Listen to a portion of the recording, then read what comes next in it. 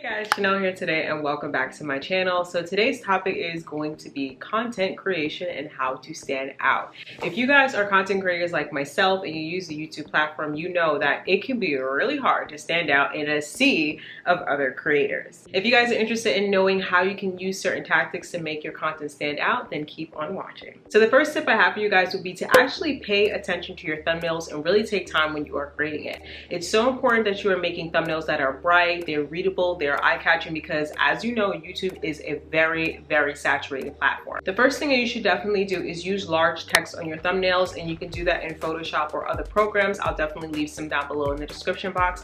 The reason why you want to use large text on your thumbnails is because you have to remember that people, for one, are going to be viewing it on a mobile screen, and if it's too small, they're not going to be able to see it on a mobile phone.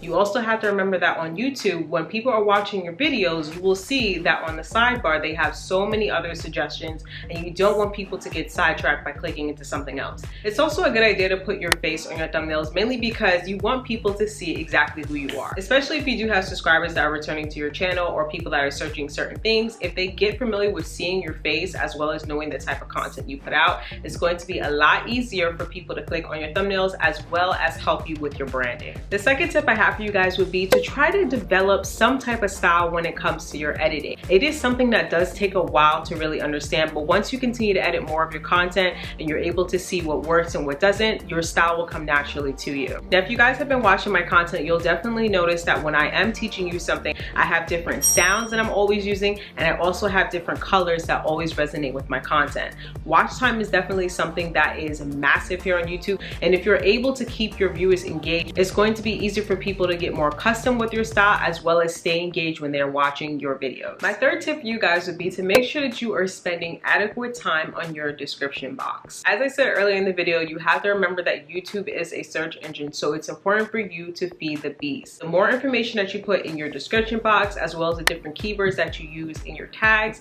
are going to help your videos rank as well as help people find them when they're searching for your content.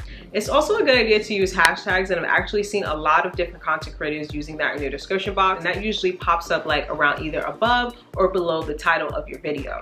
The hashtags are going to help your videos stand out, and then they are also going to make it a lot easier for people to find your content. If you're not really sure which hashtags that you should be using, always try to use something that is related to what you're doing a video on. A good example for this particular video would be something such as how to stand out, how to make my content stand out, how to get more people to see my content, pretty much hashtags just like that. It's also a good idea to make sure that you're paying attention to the tags that you're using in your videos, and I have a helpful tool that will actually help you rank on the first page of the YouTube search. TubeBuddy is amazing for tags because it helps you figure out exactly what you should be using so that you can rank on the first page of the YouTube search, and then it also gives you suggestions on different things that you should be adding that are related to your videos. You have the ability to use a free version, and you also have one that is a paid version. The free version is cool, but I highly recommend that you guys do invest as far as getting the paid version. And with the paid one, you have the ability to get more access to things that are going to help you with your content. I can definitely give my testimonial for TubeBuddy because before I was kind of like in the dark, blindly putting things together, hoping I was doing it correctly, but it honestly has taken my videos SEO all the way up, which is search engine optimization. So if you guys are interested in checking out TubeBuddy, they do have a free version as well as a paid version. It's also notable to throw out that they do care about content creators, especially the little guys like my channel here. So they have a massive discount for YouTube creators who have under 100,000 subscribers. I'll be sure to leave a coupon code down below in the description box to get you guys some more deals and savings. My fourth tip for you guys would be to make sure that you are using cross promotion. It seems like a no-brainer, but a lot of people disregard all of their other social media platforms. Essentially what cross promoting is when you're using all of your social media platforms and you're throwing your content out. I'm talking about Instagram, I'm talking about Twitter, Facebook, pretty much anything that you have, even a blog. That's honestly where I've gotten most of my traffic, and since I've been throwing my content on different places, it actually gets more views on my videos, which in turn gets YouTube to push my video out to more people. Now, I highly recommend that you guys not use an automated service as far as cross promotion,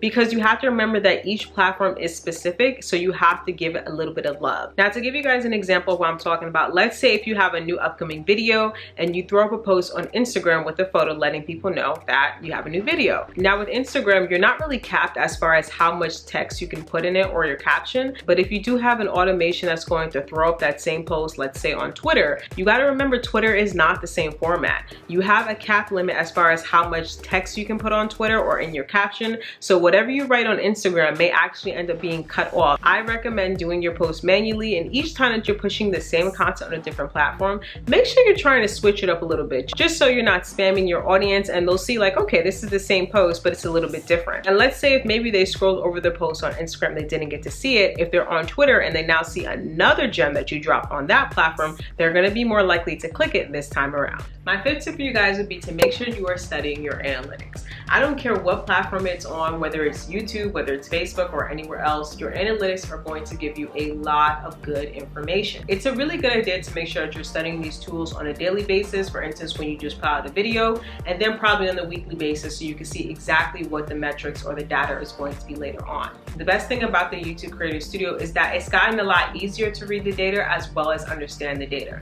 YouTube literally tells you which videos are performing well, if your channel is getting less, about the same, or more views this time around, and it also tells you what content that you should pay close attention to. I highly recommend listening to YouTube and cutting out some of the content that it's saying isn't doing too well on YouTube, or at least not in this point in time, because watch time and audience retention is something that is massive on the platform. YouTube rewards content creators that can hold the viewer's attention for a lot longer. So if they see that you're putting out a video and it's not really doing too well with your audience, they're dropping off, you know, like during certain points, it's a really good idea to stop making that type of content or just wait a little while until you upload that again. And the main reason for that is because YouTube is not going to promote that content if they see that a lot of people are not engaged with that video. If you guys want another video on how to keep your viewers' attention when it comes to Instagram, be sure to let me know by commenting below in the description box. And if you want more information on social media, be sure you check out these videos over here. Thank you guys so much for watching, and I will see you all in the next video. Bye guys.